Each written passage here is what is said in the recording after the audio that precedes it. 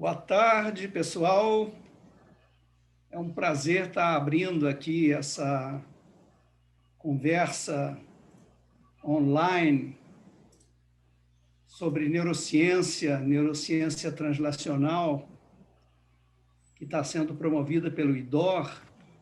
E essa conversa ela tem a estrutura de um curso que nós apresentamos, nós oferecemos ao IDOR em 2019 e pretendemos oferecer novamente no ano que vem. E é uma estrutura bastante interessante e inovadora, porque ela tem um eixo fundamental de conceitos básicos da neurociência e tem ramificações nos seus impactos em vários aspectos da sociedade. Por exemplo, a saúde, a educação e aspectos sociais mais gerais. Então, a gente tem aqui um time de comentadores de primeira categoria, a Emily Castro, que vai falar sobre a parte de saúde, o Theo Marins, que vai falar sobre a parte de sociedade, e o Kleber Neves, que vai falar sobre a parte de educação. Os três são doutorados pela UFRJ, são neurocientistas, alto gabarito, e a gente vai tentar fazer uma conexão entre os aspectos mais básicos da neurociência e os seus aspectos aplicados. Por isso, o curso e a nossa conversa de hoje se chama Neurociência Translacional. Então, se a gente pensar sobre o que significa a neurociência no seu conjunto, de uma maneira mais ampla, a gente tem que considerá-la sobre vários pontos, o que se chama tecnicamente de níveis heurísticos. Quer dizer, a gente pode considerar a neurociência do ponto de vista molecular, do ponto de vista celular, do ponto de vista dos circuitos que os neurônios formam, do ponto de vista das áreas cerebrais que são conectadas, do ponto de vista das várias áreas que trabalham em uma determinada função. Depois vem o indivíduo como um todo, com seu cérebro e seu comportamento, e você ainda tem um último nível, que é a interação entre as pessoas, formando interações sociais propriamente, né? Então, um dos aspectos mais importantes dessa estrutura, assim, em níveis, é que existe um fenômeno chamado neuroplasticidade que ocorre em todos esses níveis. E o que é a neuroplasticidade? É a capacidade que o cérebro tem de se modificar quando ele interage com o ambiente externo. E isso pode se dar para o bem ou para o mal, quer dizer, pode se dar num contexto traumático, por exemplo, num contexto de uma influência muito dura, muito lesiva ao sistema nervoso, ou pode se dar de uma maneira suave, interativa, e, de qualquer modo, de um jeito ou de outro, o sistema nervoso vai se modificar. Então, isso é uma característica muito típica do sistema nervoso, que se chama neuroplasticidade, a sua maleabilidade. Então, vocês imaginem, a gente tem 86 bilhões de neurônios, 10 a 100 mil sinapses por neurônio, são 4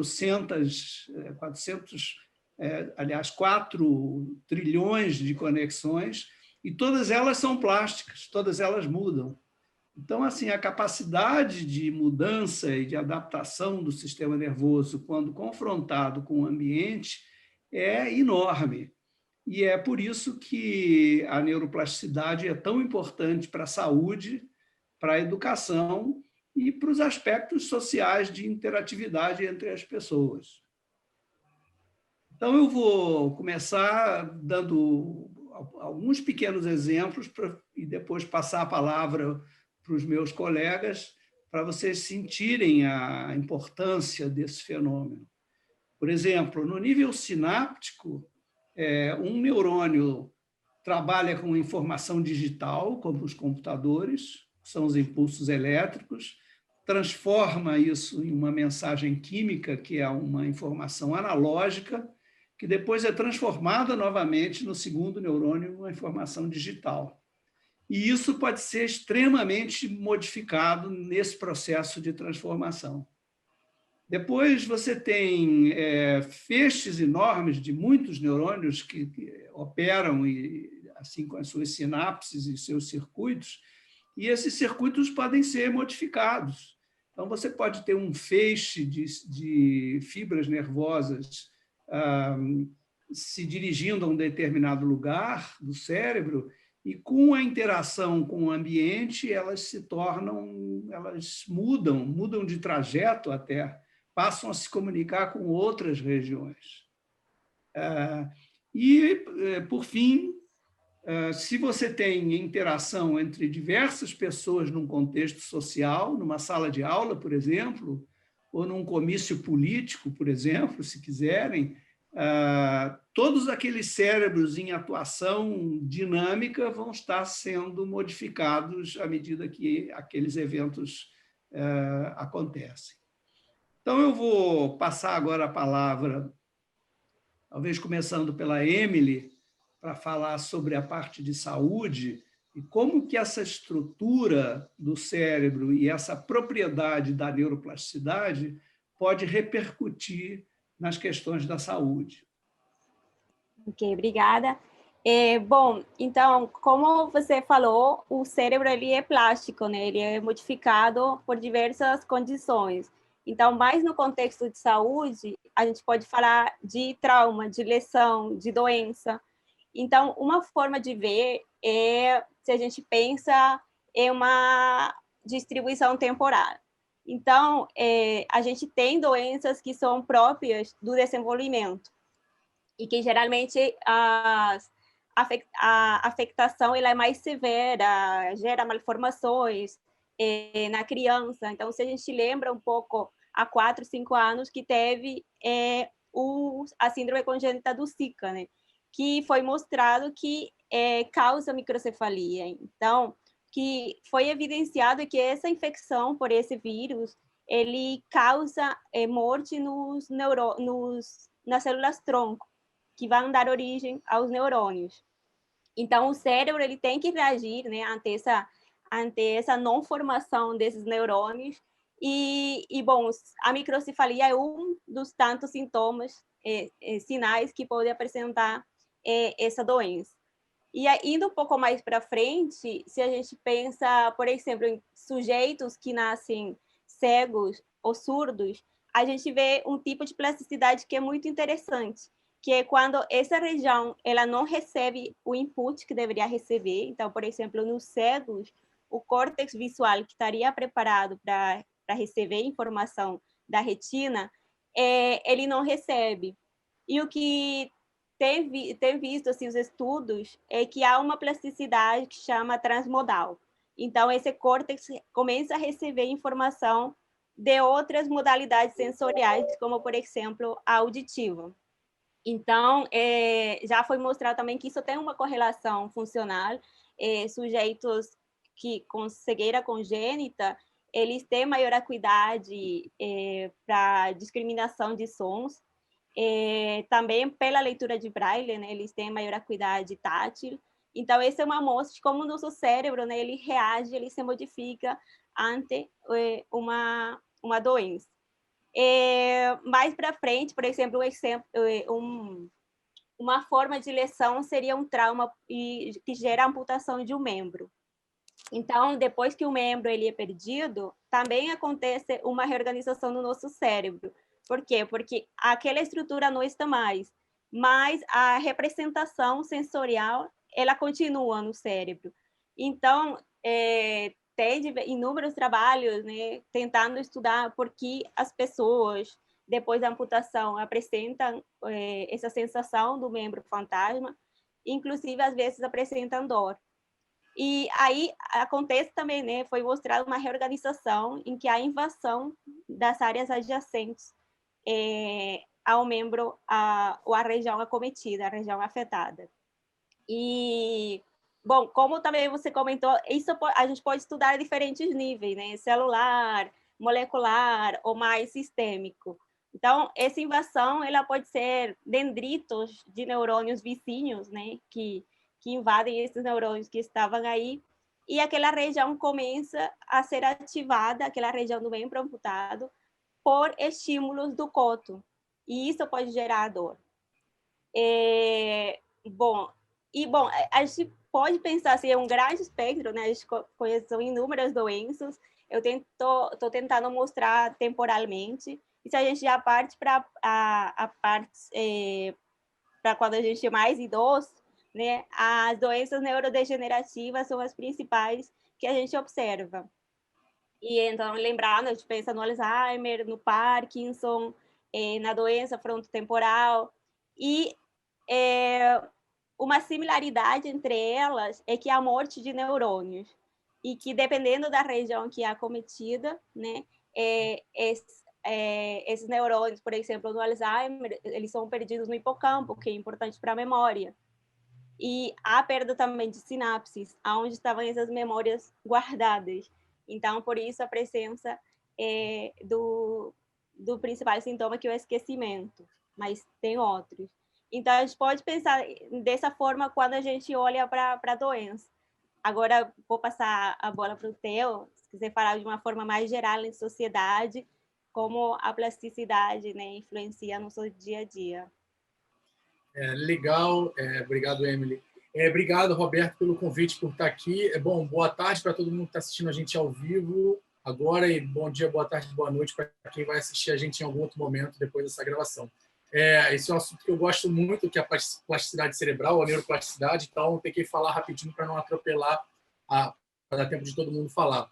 Antes de eu começar, Roberto, só me permite chamar a atenção para o pessoal, quem nunca usou o Zoom, não está familiarizado com esse tipo de webinário, vocês vão ter a opção aí no Q&A, no QA, perguntas e respostas, vocês podem colocar perguntas que vocês vão ter, porque no final a gente vai abrir para perguntas e a gente vai responder algumas perguntas. Eu estou vendo que tem alguns amigos aí, a Bruna Valério, a Carolina Pedrosa, o Enzo Baroni, tem um pessoal que já é meio da neurociência, que pode ter algumas dúvidas também, e imagino que tenham pessoas que não são cientistas, não são familiarizados com a neurociência necessariamente, mas são muito curiosos, assim como eu, entender como é que a neurociência se relaciona, como que o nosso cérebro se relaciona com o ambiente e o que isso nos explica e nos ensina sobre nós mesmos. Assim. Então, quem puder, já soube pela equipe lá da comunicação do IDOR que essa live foi um recordista lá de inscrições, então, à medida que as pessoas estão entrando aí, vocês podem ir escrevendo as perguntas, e também a gente estava querendo conhecer vocês melhor, se vocês puderem escrever aí de qual cidade vocês estão conectados, de qual cidade vocês estão aí assistindo, a gente também poderia entender melhor quem é o nosso público que está com a gente agora. Então, Emily, como você falou, como o Roberto também falou, a neuroplasticidade ela é a capacidade do cérebro de responder, de se modificar fisicamente, quimicamente, funcionalmente, em resposta ao ambiente, seja um ambiente externo, como o Roberto falou, eu acrescentaria o ambiente interno, porque tem algumas experiências que acontecem somente internamente, e elas também são capazes de criar algum tipo de modificação cerebral. E essa conversa, esse bate-papo sobre plasticidade cerebral, eu sei que tem muita gente que não é familiarizado com esse conceito, com essa ideia, com essa noção. E esse é um assunto que tem alguns tabus, tem alguns mitos. Então, assim, para começar quebrando alguns desses mitos, primeiro que a plasticidade cerebral ela acontece desde o nosso primeiro dia até o nosso último dia de vida. Então, o nosso cérebro se modifica o tempo inteiro, desde quando a gente nasce até o dia que a gente morre. Aquele ditado de cachorro velho não aprende truque novo, ele é um mito, a gente vai falar um pouquinho depois sobre isso, por que é um mito, mas o ponto é que o nosso cérebro está o tempo todo atento ao ambiente, respondendo de acordo, isso influencia, obviamente, a maneira como a gente se relaciona com as outras pessoas, seja no trabalho, seja em casa, como as doenças cerebrais acometem o nosso sistema nervoso central. E Como eu disse, o cérebro se modifica o tempo todo e provavelmente ele está se modificando agora. Enquanto eu falo com vocês, enquanto eu aprendo alguma coisa que a Emily estava falando, que o Roberto estava explicando, enquanto vocês estão aprendendo alguma coisa sobre esse assunto, porque para a gente reter o aprendizado, para a gente criar uma nova memória, a gente precisa necessariamente de plasticidade cerebral. Então, a gente é capaz de aprender a vida inteira. Um cachorro velho aprende, sim, um truque novo, seja quando a gente aprende a dirigir, seja quando a gente aprende a tocar um instrumento novo ou aprende um caminho novo para casa. Então, isso não precisa pensar muito, mas agora que vocês estão ficando mais familiarizados com esse conceito, quem não conhecia, vai saber que isso tem implicações diversas. Assim, o Kleber ainda não falou, mas eu tenho certeza que ele vai trazer um monte de implicações para a área de educação. Eu sei que tem alguns professores conectados aqui com a gente, então isso é super relevante. Então, o Roberto, pegando um gancho também no que o Roberto falou, que a gente tem 86 bilhões de neurônios, tem algumas trilhões de conexões cerebrais. E se a gente parar para pensar, o que a gente é, onde é que eu estou agora, que dia é hoje, por que eu estou vestindo a camisa preta? Bom, isso tudo é resultado da interação dessas bilhões de células neurais, que elas estão interagindo, estão moldando de alguma maneira o meu comportamento, estão moldando a maneira como eu me visto e tudo isso. E, obviamente, isso tem impacto no nosso dia a dia, no nosso convívio em sociedade, etc. Então, o que eu queria chamar a atenção é que, se a gente quiser entender nós mesmos, nosso papel dentro da nossa casa, no nosso trabalho, no nosso comportamento de uma maneira geral, e o nosso papel na sociedade, eu diria que o caminho para a gente aperfeiçoar essa relação entre o cérebro e o ambiente, o comportamento e o ambiente, é a gente entender cada vez mais o cérebro. A gente estuda há alguns anos o cérebro, a gente tem muitas perguntas e ainda poucas respostas, mas a gente está indo atrás de cada vez mais respostas aí. E eu queria passar a bola para o Kleber, para depois a gente vai falar, acho que a gente no segundo momento, né, Roberto, a gente vai falar especificamente sobre pandemia, assim, sobre Covid-19, mas a gente tem bastante coisa. Deixa eu fazer uma provocação do Kleber entrar. Claro. Dentre esses vários elementos externos que são capazes de modificar o cérebro, existem várias propostas de fazê-los para aprimoramento da função cerebral. E isso levanta considerações éticas e preocupações enormes que a gente tem que discutir. Então, será que a gente tem o direito de colocar um chip no cérebro de um indivíduo para ele ter uma performance melhor em educação ou no seu trabalho, etc.? Tem uma empresa americana que já está trabalhando com a possibilidade de inserir 3.000 microeletrodos no cérebro humano para modificá-lo. Não ficou claro, eles mantêm em segredo modificá-lo como, né?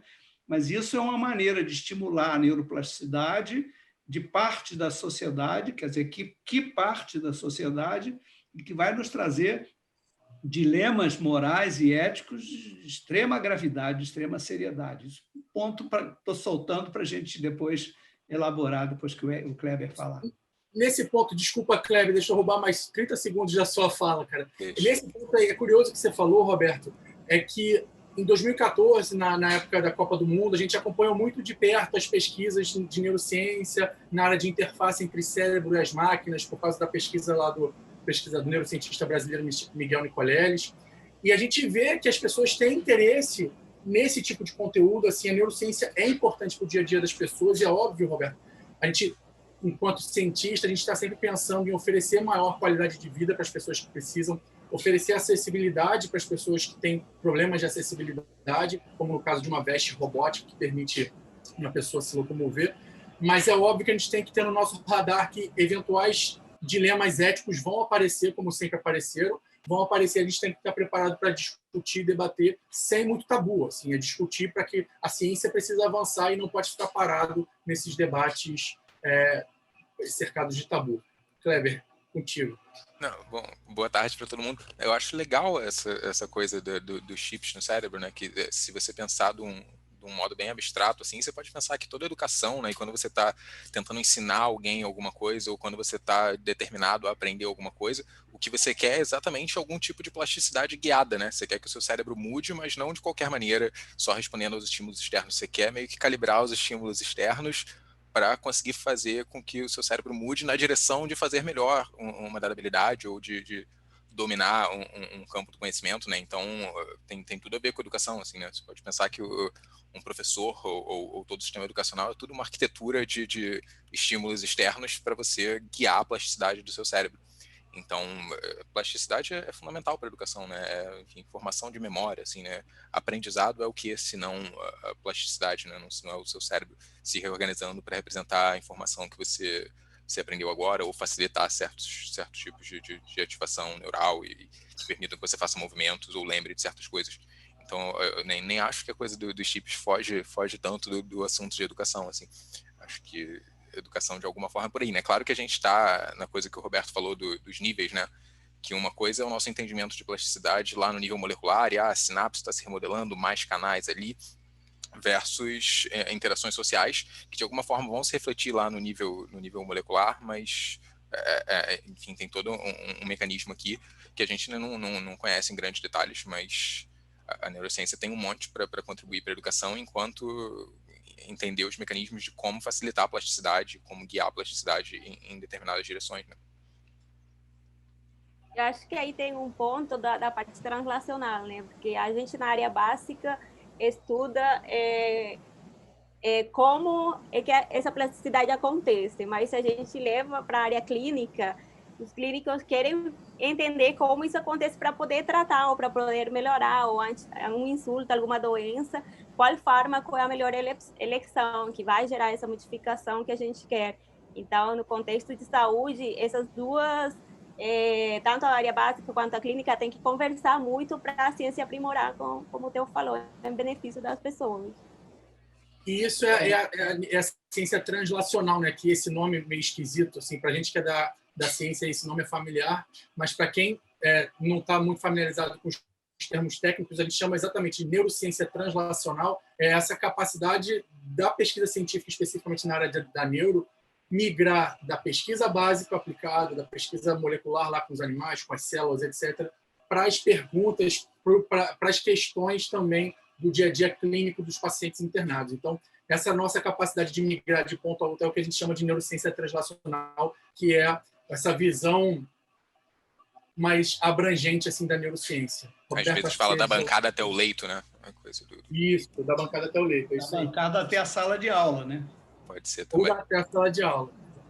Deixa eu colocar aqui uma pimenta na nossa discussão, que é a seguinte: a gente pode entender a plasticidade como uma coisa bastante natural, assim, naturalista, né? Eu estou no mundo, eu olho a natureza, aquilo me causa uma sensação de prazer, estimula as minhas regiões dos sistemas dopaminérgicos que propiciam a sensação de prazer.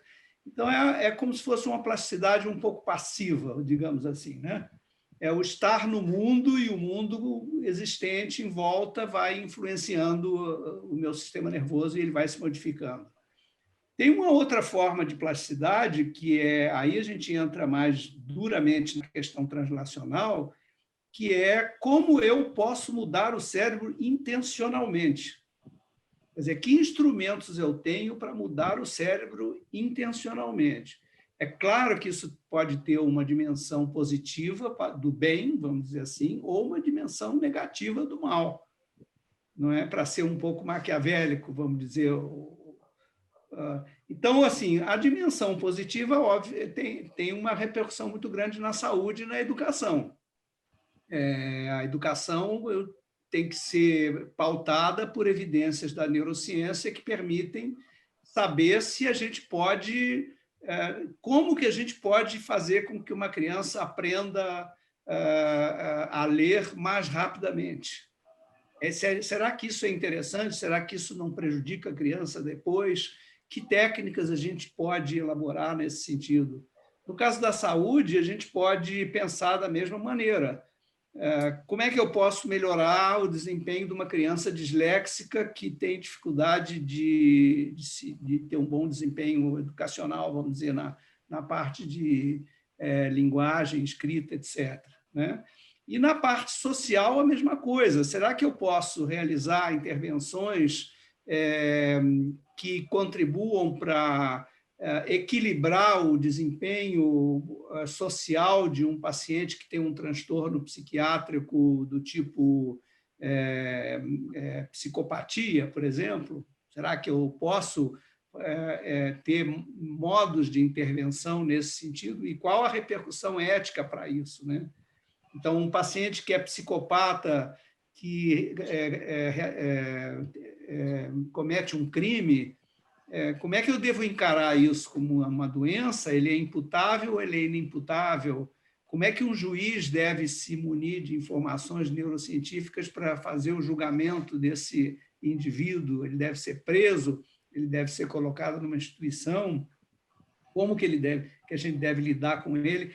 Então, assim, eu estou colocando tudo isso para passar de novo a bola para vocês e depois abrir caminho para as perguntas, que é no sentido seguinte: todo esse conhecimento básico, fundamental da plasticidade que a gente está acumulando ao longo do tempo, ele tem uma repercussão prática, e essa repercussão prática, no fim das contas, afunila no seguinte: como podemos intervir no sistema nervoso para o bem ou para o mal? Emily, Theo e Kleber, quem vai? Posso pegar um gancho, porque isso é central, Roberto. Se a gente não precisa, a gente não espera que que as pessoas comuns, assim, que têm outras atribuições, trabalham em banco, trabalham no mercado financeiro, trabalham em loja, elas não precisam ser especialistas em neurociência para saber como usufruir desse tipo de conhecimento.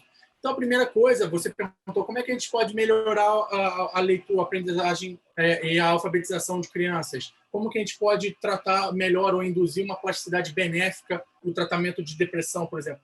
A primeira coisa é a gente entender, o primeiro passo é a gente entender o cérebro em condições normais e como que ele é afetado por essas variações do ambiente, por esses acometimentos.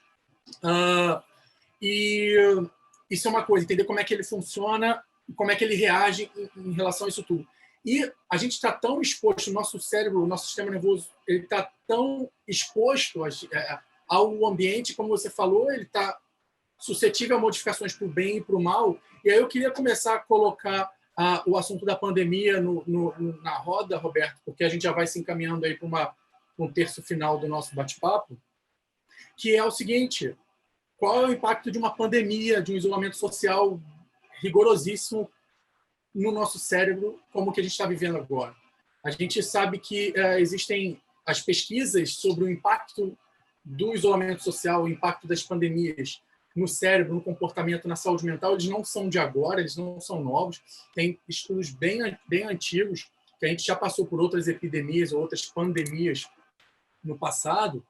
E também eu achei interessante que tem estudos em equipes de pesquisa isoladas na Antártida, por exemplo. Quando elas ficam lá, passam meses isoladas lá, algumas pesquisas foram feitas, porque no inverno é super rigoroso, eles ficam trancados também, e algumas pesquisas mostram que eles também são acometidos. A gente não precisa estar diante de uma pandemia, mas o isolamento social, puro e simples, ele é capaz de nos trazer prejuízos no nosso comportamento e na nossa saúde mental.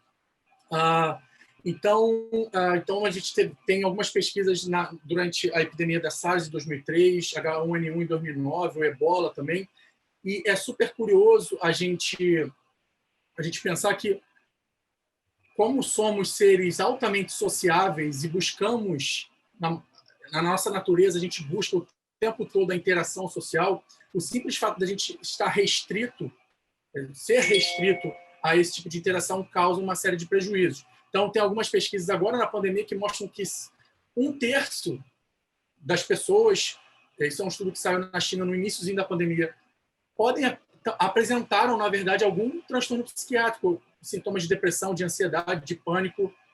E esses números podem ser ainda piores, Roberto e pessoal, em profissionais da saúde, porque muitas vezes os profissionais da saúde enfrentam um outro problema, um agravante, que é o estigma de estar exposto àquele vírus ou aquela infecção. Não me parece ser o caso agora na Covid-19, mas isso foi real em outras pandemias do passado, em que os profissionais de saúde eles eram mal vistos socialmente porque eles eram possíveis vetores de infecção e eles sofriam estigma. E tem algumas citações, alguns relatos deles, os profissionais de saúde comentando: parece que eu sou tipo a pior coisa da sociedade, sou eu pelo simples fato de eu estar exposto àquele vírus. Mas é óbvio que a pandemia, o coronavírus, ele tem impacto direto no sistema nervoso central. Acho que a Emily vai falar disso daqui a pouco.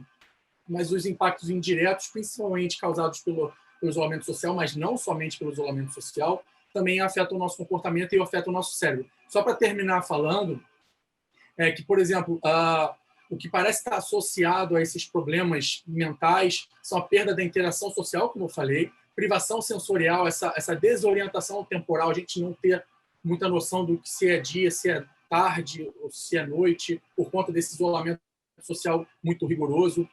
Essas incertezas sobre a própria pandemia, incertezas sociais, esse estresse social e também relacionado ao mercado de trabalho, isso tudo acaba influenciando na maneira como nosso cérebro funciona e, obviamente, isso se reflete em forma de comportamento. Para finalizar, saiu um estudo muito legal recentemente, ainda como pré-print, sem ter sido revisado por pares, que foi um estudo de neuroimagem. Então, com a ressonância magnética, a gente consegue um exame simples, que a maioria de vocês, de quem está nos assistindo, já deve ter feito quando machucou um ombro, a coluna ou o joelho, entrou naquele tubo que fez um barulho danado. O ponto é que, quando essa máquina é calibrada de uma maneira um pouquinho diferente, a gente consegue ver o cérebro em funcionamento e a maneira como o cérebro está organizado, está estruturado, como ele está arquitetado. E o que esses pesquisadores israelenses fizeram foi o seguinte: poxa, se o ambiente influencia no nosso cérebro tanto assim, vamos ver como que o isolamento social muda a maneira como o cérebro está organizado, está estruturado. E o que eles viram agora, durante essa pandemia da Covid-19, porque em Israel eles sofreram por 1 mês e meio ou 2 meses um lockdown muito rigoroso. Eles fizeram uma ressonância magnética antes e uma ressonância magnética depois do lockdown. Em 50 indivíduos saudáveis, essas pessoas não foram acometidas pela doença nem nada. E o que eles viram foi que algumas estruturas cerebrais, como as amígdalas, elas estavam hipertrofiadas, elas estavam mais desenvolvidas naqueles indivíduos que estavam sob o lockdown. E na neurociência a gente sabe que quando uma estrutura cerebral está mais desenvolvida, quando ela está hipertrofiada, quando não é uma questão de lesão, uma questão de um trauma, etc., isso está ligado a um aumento da demanda daquela região cerebral. E a gente sabe que a amígdala é uma estrutura muito importante para a nossa reação, resposta ao medo, ao estresse, etc. A conclusão principal desse... Oi? Só pegando a deixa da amígdala, você já acabou de responder uma das perguntas que veio lá do Wallace Leal, do Pará, sobre a amígdala. Então, foi ótimo. Você não deve ter visto, mas respondeu a pergunta dele. Boa, já respondeu a pergunta. E as amígdalas estão, portanto... continuar, né? Isso. Então, só para finalizar, mostra que justamente a pandemia, mesmo quem não foi infectado, acho que a Emily vai falar da infecção direta no sistema nervoso central, mas mesmo sem a presença do vírus no nosso corpo, o ambiente causado por uma pandemia, isso gera alterações no nosso comportamento e elas estão ligadas a alterações no nosso cérebro. Então, entender como essa relação se dá, eu acho que é o primeiro passo para a gente poder desengatar essas relações que são prejudiciais em muitos casos. Emily, desculpa, passo a palavra para você. Bom, vou pegar o gancho da pandemia e da pergunta do Roberto. Eu acho que a gente pode modificar o nosso cérebro e realizar intervenções de muitas formas. A gente pode ir desde o básico, que é o exercício físico, que tem mostrado, né, que gera inúmeras mudanças no nosso cérebro benéficas, né, como a liberação de fatores tróficos que ajudam na manutenção dos nossos neurônios. Em modelos animais, o exercício físico ele aumenta a neurogênese, que é essa capacidade de formar novos neurônios. Também estimula o número a produção de novas sinapses, que são essa conexão entre os neurônios. Então, é uma forma que pode ajudar, né, a intervir sobre o nosso cérebro, tanto agora nesse contexto que o Theo falou, do isolamento, da pandemia, e que a gente sabe que reduz os sintomas psiquiátricos e sintomas mentais em pessoas acometidas. Então, a gente pode pensar nesse espectro, né, que é uma intervenção relativamente simples, mas tem intervenções já com tecnologias invasivas e, como alguém tinha comentado, inserção de eletrodos, por exemplo, para tratar um tremor. Então, a pessoa com tremor, a ideia é voltar ao normal, que é a ausência de tremor. Então, colocando eletrodos lá dentro do cérebro, você gera uma plasticidade que é voltar àquela região que era antes e que não é disparar aqueles potenciais de ação que estão fazendo a presença daquele tremor. Então, também tem uma abrangência, né, de como a gente pode estimular o cérebro. Pensando também em doenças neurodegenerativas que afetam a nossa cognição, tem o treinamento cognitivo. Então, sujeitos idosos que são estimulados, né, a realizar diversas tarefas de atenção, função executiva, de memória, isso estimula, né, uma plasticidade nesses cérebros que faz com que a presença de sintomas não seja tão severa como era esperado na progressão da doença, e é um tipo de intervenção. Eu acho que o Theo depois ele pode falar um pouco que é o neurofeedback, né, que é uma técnica em que você modula o seu cérebro, você tenta controlar a atividade neural de uma região, e já foi mostrado que pode ser benéfico na depressão. O Theo mesmo está estudando em casos de sujeitos que sofreram AVC, né, para estimular aquelas regiões, e é um tipo também de intervenção que gera plasticidade, e que o Theo estuda muito bem como que essa plasticidade é gerada lá dentro do nosso tecido. Eu posso falar daqui a pouco. Deixa o Kleber falar um pouquinho para a educação. Isso, eu só vou passar a bola para o Kleber, vou ler uma pergunta aqui, que tem várias, isso que eu queria falar antes de eu responder o que a Emily falou. Kleber, tem várias perguntas aqui no contexto de educação, por exemplo, a Isabel Cristina quer saber como que, além das questões psicológicas, por exemplo, a má alimentação, a falta de sono, a restrição ao sono e outros fatores extra sala de aula, assim, podem influenciar no processo de aprendizagem e se isso é reversível ou não. Eu acho, a pergunta é bem legal, eu acho que isso é das coisas que a gente tem mais certeza, né, de neuroeducação, assim, de que tem esses grandes fatores que são super importantes para um aprendizado afetivo, né, uma boa nutrição, boa qualidade do sono, sei lá, atividade física, enfim, estresse, a gente sabe que essas coisas se relacionam com o aprendizado, né. Então, tem muitos desses efeitos indiretos agora da pandemia, né? Que, enfim, algumas pessoas nas perguntas mencionaram, né? De tipo, eu vi sintomas ou eu vi coisas acontecendo com pessoas que nem contraíram a Covid. Então, quer dizer, a gente não está falando do efeito do vírus no cérebro ou dos sintomas. É mais o efeito indireto do lockdown, né? De como a gente, como sociedade, está reagindo a isso.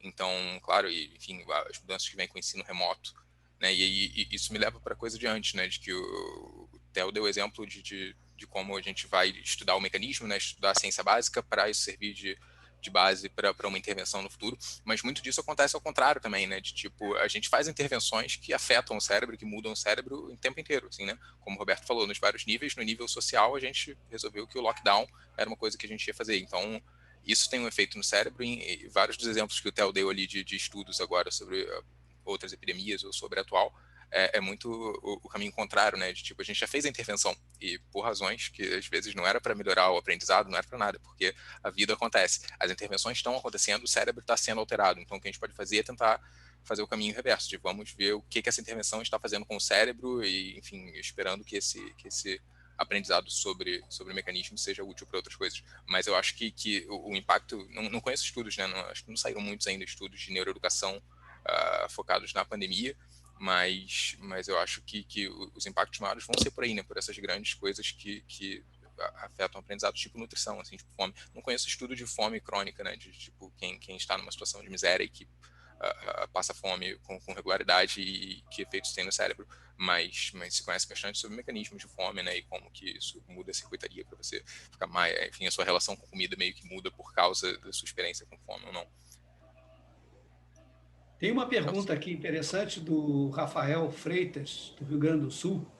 ele quer saber quais aspectos da psique humana carecem de explicação biológica.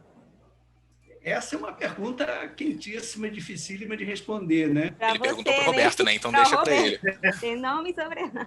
Não é? Essa é dificílima, porque primeiro precisa definir o que é psique humana. Então, me lembra a eterna discussão sobre a definição de inteligência, né?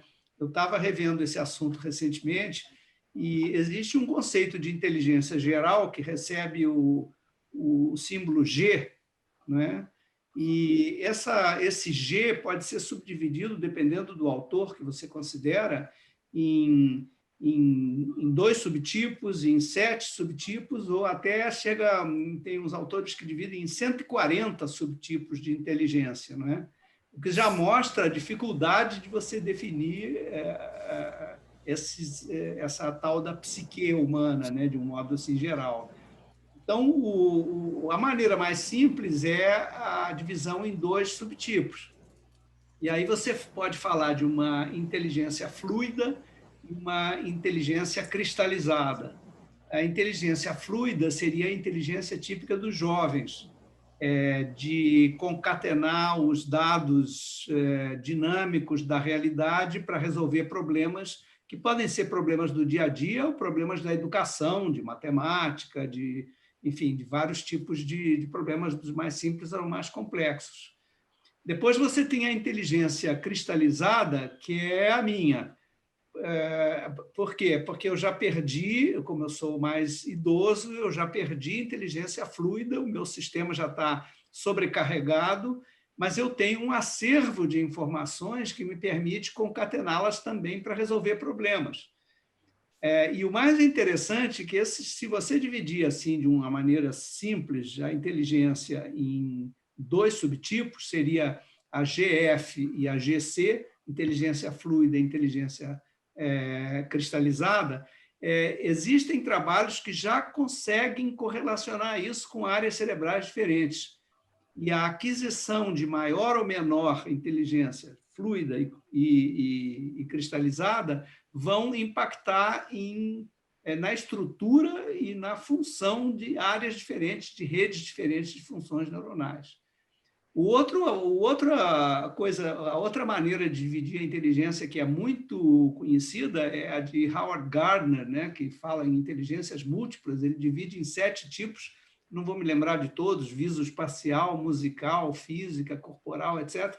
E cada uma já foi relacionada com redes neurais diferentes.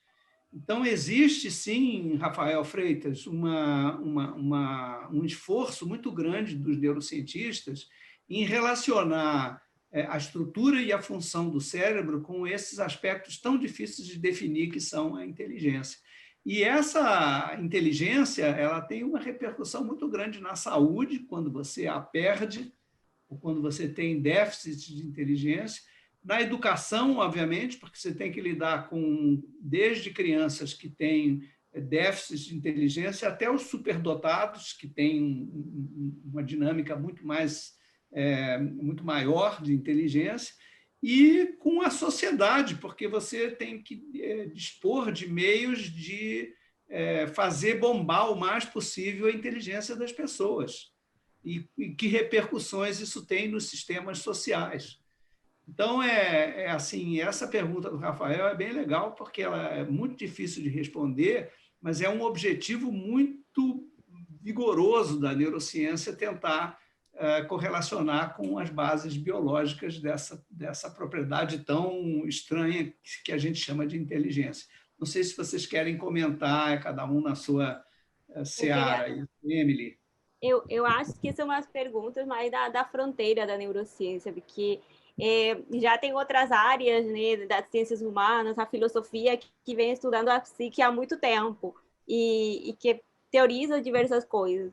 Mas acho que a neurociência agora, como tem ferramentas de poder estudar o cérebro, né, em tempo real, com diferentes técnicas, permite essa possibilidade agora, né, de buscar essa explicação biológica, esse correlato, enquanto o sujeito está lá pensando, enquanto o sujeito é colocado uma tarefa X, ver o que se se está ativando lá no seu cérebro, quais são as regiões, mas é muito difícil fazer isso, ou impossível fazer um modelo animal. Então, o que eu estou vendo agora é que a neurociência está caminhando mais atrás disso, pela possibilidade que tem dessas novas ferramentas. Então, muita coisa vai vir aí pela frente. Kleber, Theo?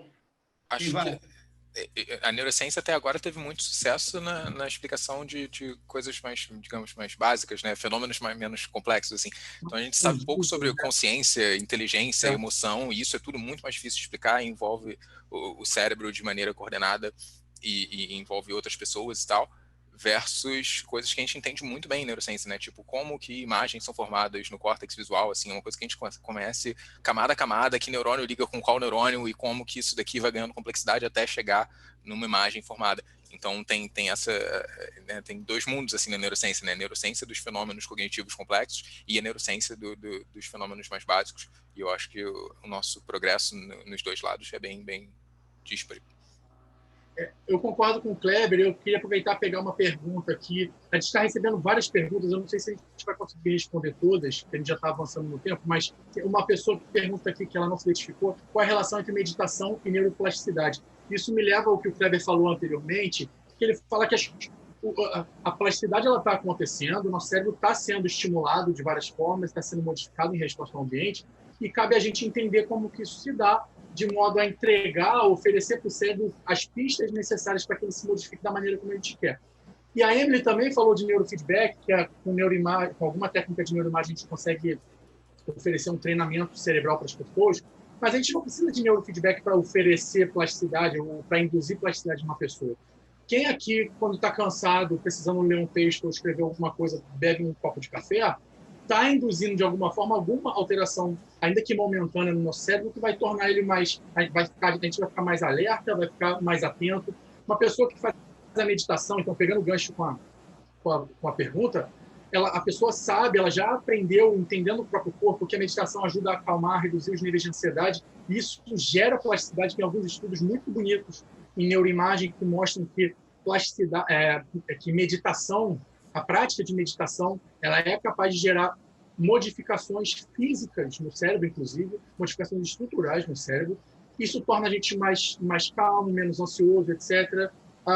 Exercício físico. As pessoas acham que quando elas fazem musculação, quando elas correm no calçadão, elas estão fazendo bem só para o sistema cardiovascular delas, mas não. O cérebro dessas pessoas também, de alguma maneira, acaba sendo estimulado e acaba recebendo algum tipo de proteção contra doenças neurodegenerativas no futuro, como Alzheimer, por exemplo. Então, a gente não precisa de grandes equipamentos, né, como o neurofeedback ou uma ressonância magnética, para a gente saber como induzir a plasticidade. A plasticidade, ela está no... A plasticidade não, mas os estímulos estão no ambiente, a gente precisa conhecer o cérebro e conhecer o nosso cérebro, acima de tudo, entender como é que a gente pode pescar essas informações do ambiente. Eu vou dar uma olhada aqui em umas perguntas. Tem uma multidão de perguntas, eu acho que a gente vai ter que ficar aqui até umas 7, 8 horas da noite, hein? Pois é, eu acho que então, Roberto, a gente vai matar a gente. Eu acho que o que a gente podia fazer, Roberto, então, é que a gente escolheu esse tema, né, Roberto, para falar de plasticidade, do ambiente, de pandemia, etc., porque esse é um assunto que a gente gosta muito e é o assunto do nosso curso, que a gente está lançando, o curso de Neurociência Translacional lá do IDOR, que, inclusive, vocês vão receber aí agora uma condição especial para a matrícula. Quem tiver interesse em saber mais sobre o cérebro, essa relação, seja especificamente na área da saúde, na área da educação, ou na área de sociedade como um todo, tem um link aí que vai aparecer para vocês com um código promocional para fazer a inscrição em uma condição especial. Roberto, se você quiser falar mais um pouquinho do curso. Não, o curso vai pegar muito essa vibe que está aparecendo aqui nas discussões, entende? Quer dizer, a gente vai ter uma parte acadêmica, digamos, mais chatinha, mais formal, que vai ser o que vou dar, que vai ser a parte básica, né? Sinapse, circuitos, áreas cerebrais, áreas funcionais e tal. E depois a Emily, o Theo e o Kleber vão pegar esses aspectos todos que vocês estão levantando, Só que a gente vai fazer isso não assim de uma maneira meio caótica, mas muito mais divertida, como é essa live, mas de uma maneira mais sistemática, mais orientada, né? Passo a passo. Então, são 10 módulos, esses 10 módulos vão ser examinados desses pontos de vista aplicados e na sua estrutura mais básica. Então, vai ser bem legal. A gente já experimentou fazer um curso com essa estrutura, mas aí foi presencial, né? E foi em 2019, e agora nós vamos fazer em 2021 de uma maneira inteiramente remota. Então, vai ser bem interessante. Foi legal, porque na edição passada algumas pessoas de fora do Rio não puderam participar, e agora a pandemia acabou acelerando um processo de tornar esse curso remoto. Então, vai ser legal receber pessoas de outras regiões, de outros estados também. Aqui tem uma pergunta da Mariana que menciona aquele que eu tinha esquecido, eu mencionei, mas esqueci, que é o Elon Musk, né, que tem o projeto da Neuralink, né, e é exatamente esse o nome que eu tinha esquecido do cara que quer colocar 5.000 eletrodos no cérebro humano para poder modular várias funções e tal.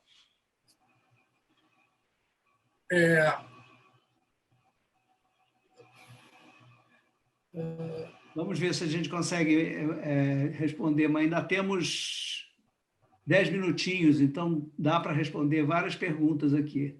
Tem uma pergunta. Posso responder uma aqui? Fala aí. Que é sobre o burnout, se é uma alteração da neuroplasticidade. Bom, então, acho que agora na pandemia, né, deve ter, principalmente na área da saúde, muitas pessoas, psicólogos, psiquiatras, médicos, fisioterapeutas, enfim, acometidos por essa síndrome, que é quando há um esgotamento por causa do trabalho.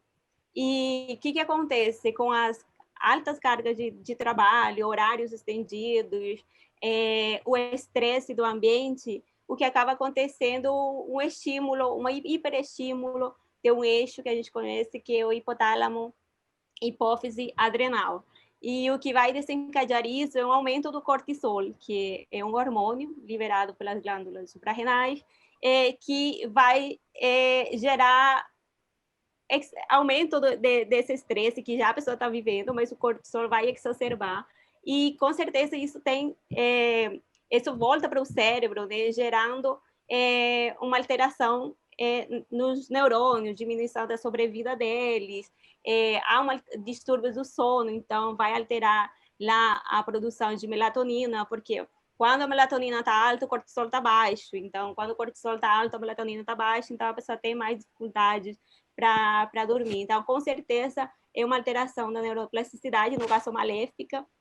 E essa síndrome ela foi incluída recentemente pela OMS como uma doença. Antigamente não era classificada, acho que tem 2 ou 1 ano que foi incluída. Então, cada vez vem sendo mais explorada, e a incidência agora, eu imagino que está disparada. Aí também vão vir estudos em relação a isso, porque a pandemia deve ter exacerbado essa questão dentro dos hospitais. Mas não só acontece nos hospitais, né? Tem outras profissões, né, que também passam por isso e que apresentam esse tipo de sintomas. Não sei se alguém quer responder outra pergunta. O Marco Vieira fez uma pergunta que eu não sei para quem direcionar, Roberto. Se existem pesquisas sobre plasticidade cerebral e formação de novas memórias nas pessoas que tomam medicação psiquiátrica por muito tempo. Se o uso crônico de alguma droga psiquiátrica pode comprometer em algum grau a formação de novas memórias e a plasticidade cerebral. Eu não sei responder com todo o detalhe de que um farmacologista faria, mas isso depende muito da droga, do fármaco que esteja sendo usado e o local onde ele atua, né? Então, você tem, por exemplo, um dos efeitos do uso crônico de fármacos é a chamada tolerância sináptica, né? Então, você tem o uso repetitivo de uma determinada droga, e isso ela vai ter ação sobre uma determinada sinapse, e esse uso repetitivo vai eliminando a exposição dos receptores a essa droga. Então, você tem menos receptores e, portanto, você precisa de uma dose maior para ter o mesmo efeito. E essa dose maior vai ter efeitos colaterais em outras regiões do cérebro e do organismo como um todo. Então, isso é digamos, a evolução típica da adicção por substâncias, né? E aí o indivíduo passa a querer tomar mais para evitar os efeitos adversos. E aí ele se torna completamente escravo daquela substância. Quer dizer, é uma ação sináptica inicial prazerosa, porque atua sobre o sistema mesolímbico dopaminérgico do prazer, né? Mas que gradativamente vai necessitando de mais e mais quantidade de droga que vai atuando sobre outros sinapses e aquilo passa a ter um efeito deletério, né? Mas, gente, a gente já está com às 5h56, já estamos um pouco no limite do nosso tempo e eu queria, então, agradecer aos nossos queridos Emily, Theo e Kleber, e fiquei assim maravilhado pelo envolvimento da plateia com muitas perguntas. A gente não conseguiu responder a todas, mas peço à equipe técnica que salve esse chat aí para a gente eventualmente até poder posteriormente responder a essas pessoas. Tá bom? E aí, Roberto, estava vendo aqui, a gente tem gente acompanhando a gente de Belo Horizonte, de Santarém, no Pará, de Maricá, no Rio de Janeiro, São Paulo, tem até uma audiência internacional no Canadá. Tem ex-alunos seus, Roberto, tem uma galera boa aqui, tem São Paulo, capital também, um monte de gente legal fazendo um monte de perguntas. A gente vai tentar responder depois quando a gente salvar esse chat, essas perguntas. Então, a Brasília também, ó, legal, a Carla Siqueira falando de Brasília. Então, assim, só para finalizar, Roberto, vocês vão receber por e-mail um link promocional para inscrição com 5% de desconto a mais do que está vigente no site do IDOR hoje. Então, quem tiver interesse, sejam médicos, fisioterapeutas, sejam educadores, esse curso é muito para vocês. Pais e mães que estão querendo entender melhor o cérebro, como educar os filhos e como oferecer melhores pistas para o cérebro em desenvolvimento, etc. Todo mundo que tiver interesse na relação entre o cérebro e o ambiente, seja no contexto da saúde, no contexto da educação ou no contexto social mais amplo, clica no link que vocês vão receber para vocês conhecerem mais sobre o curso e conferirem essa condição especial para a matrícula. É isso, eu também fiquei muito feliz, Roberto. Só mais uma coisa, no link tá para o desconto, mas se vocês quiserem conhecer mais sobre o curso, quando que vai ser, quando que vai durar, os temas que a gente vai tratar, aqui você vê no quadradinho do IDOR o link do site, o site do IDOR, www.idor.org, se quiserem mais informações. No bate-papo aqui também, está aqui também, o pessoal do IDOR botou aqui o link para mais informações sobre o curso. Tá? Então, é isso, Roberto, também fiquei feliz, obrigado pelo convite, obrigado, Emily e Kleber também. Foi bem legal. Gente, muito obrigado a todos e até uma próxima. Aguardamos vocês numa próxima. Tchau. Tchau, tchau. Tchau, tchau.